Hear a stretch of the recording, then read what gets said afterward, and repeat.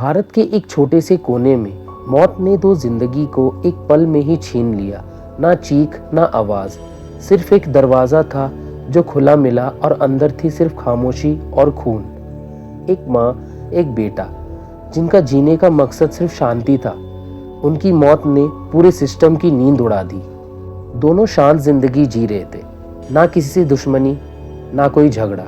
फिर ऐसी क्या वजह बनी कि उनका पूरा घर खून से लाल हो गया। सुबह के 7 बजे केरला के निनमाड़ा गांव में सब कुछ ठीक चल रहा था, लेकिन 7:15 के बाद एक ही खबर पूरे गांव में दौड़ गई। एक डबल मर्डर, खतरनाक और बड़ी चालाकी से।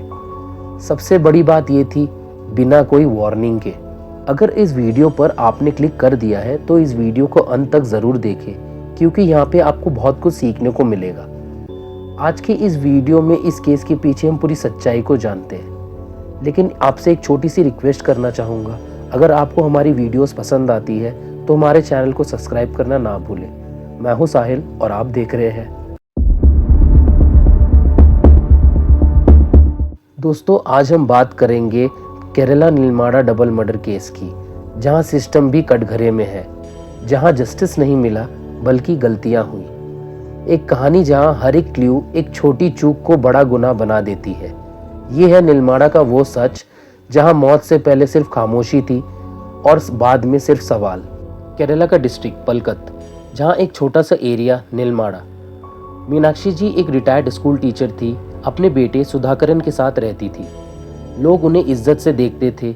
सुधाकरन शांत, लो प्रोफाइल आदमी था।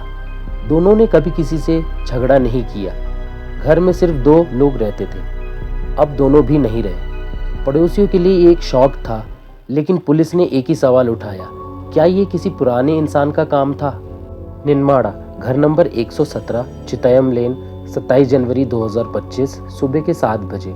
सुधाकरन एक 58 साल का आदमी हर दिन सुबह बाजार जाता था। कुछ दिनों से वो घर से निकला ही नहीं। पड़ोसियों को शक होने लगा। जब एक पड़ोसी उसके घर का अंदर घुसा, उस घर का मंजर देखकर उसके पैर ही ठहर गए। जमीन पर खून, बेड के पास एक लाश और दूसरी किचन के अंदर। मीनाक्षी लक्ष्मी 76 साल की एक माँ, सुधाकरन उनका बेटा, दोनों की जान किसी ने ले ली थी। आसपास के पड़ोसी सारे हैरान और सब एक ही बात सोच रहे थे, इतनी बेरहमी से किसने मार दिया इन माँ बेटे को। पुलिस को तुरंत बुलाया गया। सीन पर पहुंचते ही पुलिस ने एरिया सील कर दिया। घर का दरवाज़ा खुला था, लेकिन तोड़फोड़ नहीं थी। ज्वेलरी, कैश सब वैसे के वैसे ही। तो मतलब सिंपल चोरी नहीं था, ये कत्ल था और प्लान करके किया गया था। फॉरेंसिक रिपोर्ट में आया, सुधाकरन के सर पर किसी हैवी ऑब्जेक्ट से 4 बार वार किया गया था। मीनाक्षी जी पर भी ब्रूटल अटैक हुआ। अटैक इतना सडन था कि दोनों ने बचाव भी नहीं किया। मतलब ये तो वो अटैकर को जानते थे या उनको अंधेरे में मारा गया था। जब किसी आउटसाइडर का सबूत नहीं मिला, पुलिस ने उन लोगों की लिस्ट बनाई जो रिसेंटली सुधाकरन के कांटेक्ट में थे। पुलिस ने सीसीटीवी देखा, पड़ोसियों से पूछताछ की, लेकिन वहाँ कुछ भी सस्पिशियस सबूत नहीं मिला। लेकिन एक नाम जो बार बार निकल कर आ रहा था, जिसका रिकॉर्ड पहले से ही खराब था। एक आदमी जो 15 दिन पहले जेल से छूटा था। उसने पहले भी कत्ल किया था।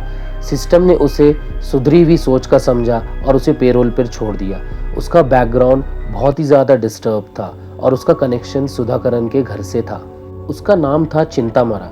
2019 में सचिता नाम की एक औरत का कत्ल किया था। कोर्ट ने उसे उम्र कैद दी थी, लेकिन 2025 में उसके अच्छे बर्ताव की वजह से उसे छोड़ दिया गया। अब सिर्फ 2 हफ्ते बाद वो सस्पेक्ट था एक और डबल मर्डर का। पुलिस ने उसके घर पर रेड किया, लेकिन घर खाली मिला। उसका साइकिल जंगल के पास मिला। लास्ट लोकेशन पिंग, अगाली फॉरेस्ट। चिंतामणि फिर से अंधेरे में छुप गया था। पुलिस ने फुल फोर्स में ऑपरेशन चालू किया। ड्रोन, ट्रेन डॉग्स और फॉरेस्ट कंबाइनिंग के बाद 29 जनवरी के रात 9:30 बजे चिंतामरा को एक पैटी फील्ड से पकड़ लिया गया। वो पठुंदी के पास छिपा हुआ था, सिर्फ 1 किलोमीटर दूर अपने घर से।